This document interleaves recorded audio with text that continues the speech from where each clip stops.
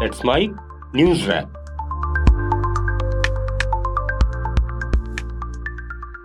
Let's Mike news wrap. America के Los Angeles immigration raids के खिलाफ विरोध प्रदर्शन 5वें दिन भी जारी रहे। मंगलवार रात डाउनटाउन में प्रदर्शनकारियों ने कर्फ्यू का उल्लंघन किया, जिसके बाद लॉस एंजलिस पुलिस ने 20 लोगों को गिरफ्तार किया। प्रदर्शनकारी 101 फ्रीवे पर भी चढ़ गए, जिससे ट्रैफिक बाधित हुआ। मेयर करेन बास ने डाउनटाउन में 8 बजे से सुबह 6 बजे तक कर्फ्यू लागू रखा। राष्ट्रपति ट्रंप ने 4000 नेशनल गार्ड सैनिकों और 700 मरीन्स की तैनाती की, जिसका गवर्नर न्यूसम ने विरोध किया और मुकदमा दायर कर दिया। प्रदर्शन न्यूयॉर्क, सैन फ्रांसिस्को, बोस्टन और ऑस्टिन जैसे शहरों में भी फैल गए हैं। टेस्ला चीफ एलॉन मस्क ने अमेरिकी राष्ट्रपति डोनाल्ड ट्रंप से माफी मांग ली है। उन्होंने बुधवार को एक सोशल मीडिया पोस्ट में अपनी गलती मानी। मस्क ने एक्स पर लिखा, मुझे पिछले हफ्ते राष्ट्रपति ट्रंप के बारे में किए गए कुछ पोस्ट पर पछतावा है। मैंने उनमें कुछ ज्यादा ही कह दिया था। उन्होंने लॉस एंजलिस में अवैध अप्रवासियों पर हुई छापेमारी पर खुशी भी जताई। प्रधानमंत्री नरेंद्र मोदी की अध्यक्षता में आर्थिक मामलों की कैबिनेट बैठक हुई। केंद्रीय मंत्री अश्विनी वैष्णव ने बताया कि मीटिंग में झारखंड, कर्नाटक और आंध्र प्रदेश को कवर करने वाले 2 मल्टी ट्रैकिंग प्रोजेक्ट्स को मंजूरी दी गई है। इन प्रोजेक्ट्स में 133 किलोमीटर वाले कोडरमा बरकाकाना और 185 किलोमीटर वाले बल्लारी चिकजाजुर का ड्यूअल लाइन करना शामिल है। आरबीआई की ताज़ा रिपोर्ट के मुताबिक मार्च 2024 के अंत तक बैंकों में दावा न की गई जमा राशि 78,213 करोड़ रुपए हो चुकी है। इसे देखते हुए वित्त मंत्री निर्मला सीतारमण ने रेगुलेटर्स और बैंकिंग विभागों को सही मालिकों को तलाशने का निर्देश दिया है। उन्होंने नियामकों और विभागों से जिला स्तर पर विशेष शिविर लगाकर दावा न किए गए धन को उसके सही मालिकों को लौटाने की प्रक्रिया में तेजी लाने का आग्रह किया है। ये अभियान आरबीआई, सेबी, एमसीए, पीएफआरडीए और आईआरडीए के साथ साथ बैंकों, पेंशन एजेंसियों और बीमा कंपनियों के तालमेल से चलाया जाएगा। कांग्रेस अध्यक्ष मल्लिकार्जुन खड़गे ने केंद्र में मोदी सरकार के 11 साल के कार्यकाल पर सवाल उठाए हैं। खड़गे ने मीडिया से बातचीत में कहा कि बीते 11 सालों में प्रधानमंत्री नरेंद्र मोदी ने 33 गलतियां की हैं। मैं 65 साल से राजनीति में हूं, लेकिन उनके जैसा झूठ बोलने वाला प्रधानमंत्री कभी नहीं देखा। वे झूठ बोलते हैं, गलतियां करते हैं, वोट लेने के लिए युवाओं और गरीबों को मूर्ख बनाते हैं।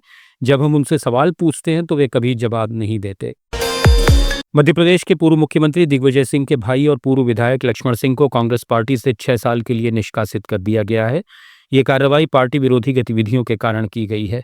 पार्टी ने लक्ष्मण सिंह के राहुल गांधी, रॉबर्ट वाड्रा और उमर अब्दुल्ला पर किए गए बयानों को गलत माना है। देश में कोरोना के मामलों में तेजी के साथ ही अब बचाव के उपाय और सावधानी शुरू कर दी गई है। प्रधानमंत्री नरेंद्र मोदी से मिलने वाले सभी मंत्रियों के लिए आरटी-पीसीआर टेस्ट कराना अनिवार्य कर दिया गया है। देश भर में कोरोना के एक्टिव मामले 7,121 तक पहुंच गए हैं। बीते 24 घंटों में 300 से ज्यादा नए मामले सामने आए हैं। केरल में सबसे ज्यादा 2223 केस हैं। इसके बाद गुजरात में 1223, दिल्ली में 757 और पश्चिम बंगाल में 747 पॉजिटिव मरीज हैं। बिहार के मुख्यमंत्री नीतीश कुमार ने बुधवार को पटना में नवनिर्मित डबल डेकर पुल का लोकार्पण किया। 422 करोड़ रुपए की लागत से निर्मित इस डबल डेक फ्लाईओवर के शुरू होने से अशोक राजपथ, पटना यूनिवर्सिटी और साइंस कॉलेज के यहां लगने वाले जाम से निजात मिलेगी।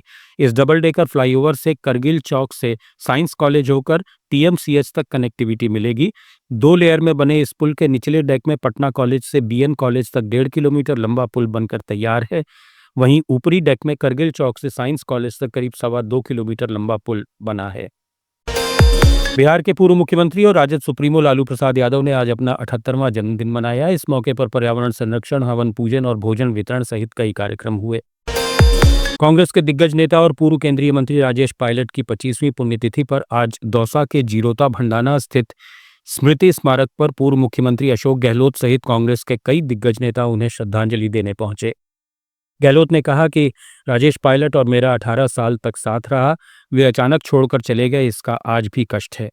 प्रार्थना सभा स्थल पर राजेश पायलट से संबंधित प्रदर्शनी भी लगाई गई।